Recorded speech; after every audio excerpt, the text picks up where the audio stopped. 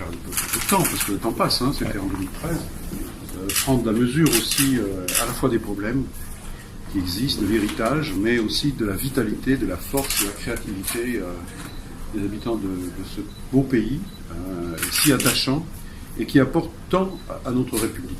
Et ça fait un lien avec les raisons qui m'amènent ici, puisque vous savez que je préside actuellement le groupement d'intérêt public, qui a pour mission de préfigurer la création d'une fondation pour la mémoire de l'esclavage, d'abord des traites de l'esclavage, et de leurs abolitions. Et donc, le lien, c'est celui de l'histoire commune des Français, que ce soit dans l'Hexagone ou outre-mer.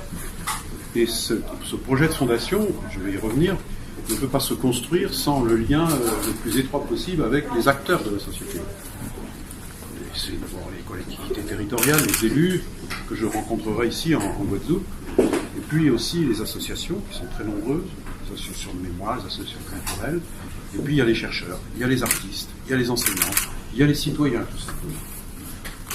Et donc on ne peut pas construire un projet qui s'inscrit dans une histoire commune si on n'associe pas le maximum de gens. La question d'associer, c'est vraiment une question qui est plus actuelle que jamais. Je vais donc rencontrer tous les responsables politiques, des collectivités locales, d'abord à Basse-Terre, région, département, élus de Basse-Terre, et puis je reviendrai aussi à Pointe-à-Pitre, je verrai aussi la communauté d'Aglo, le maire, et bien entendu beaucoup d'autres acteurs de la vie culturelle, de la vie associative, dès ce soir à Basse-Terre, à l'occasion d'une rencontre qui aura lieu à la préfecture.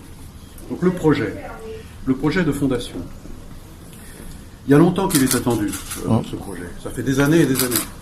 Je rappellerai juste, pour ne pas être trop long, que cette revendication, même si elle est ancienne, elle a connu une étape très importante à l'époque où Jacques Chirac était président de la République, lorsqu'un rapport a été confié à Édouard Glissant.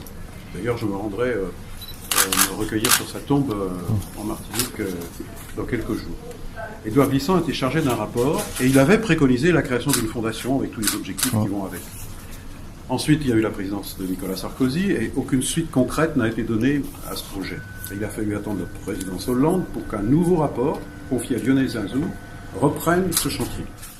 Donc ce chantier, c'est de créer une fondation. Et pour ce faire, il faut se donner les moyens. Et donc, en mettant en place un groupement d'intérêt public que j'ai été chargé de présider et qui est actuellement en train de mettre en œuvre ce projet. Ce qui est très important, c'est que lorsque le président Macron a été élu, un passage de relais s'est fait dans d'excellentes conditions entre le président Hollande et lui, et le président Macron, lors du 170e anniversaire de l'abolition de l'esclavage, au Panthéon, dans un lieu évidemment solennel, et dans une déclaration très précise et ambitieuse, a confirmé cette ambition. Alors il y a plusieurs objectifs, la création d'une fondation. Pour ça, il faut organiser la levée de fonds, mobiliser les acteurs, se mettre bien d'accord sur l'objectif. Ça sera une fondation d'utilité publique, donc c'est pas rien, c'est la République qui s'engage. Et puis le président de la République a porté son soutien au Memorial Act. Donc je participerai à des réunions de travail avec Jacques Martial et d'autres acteurs qui soutiennent ce projet, voir comment la fondation demain peut coopérer avec le Memorial Act. Et puis, je crois qu'il est très important aussi de rappeler que le président de la République s'est engagé pour répondre à une revendication déjà ancienne, qui est exprimée depuis des années et des années, qui est d'avoir à l'échelle nationale, à l'échelle de la République, un mémorial à la mémoire des victimes de l'esclavage.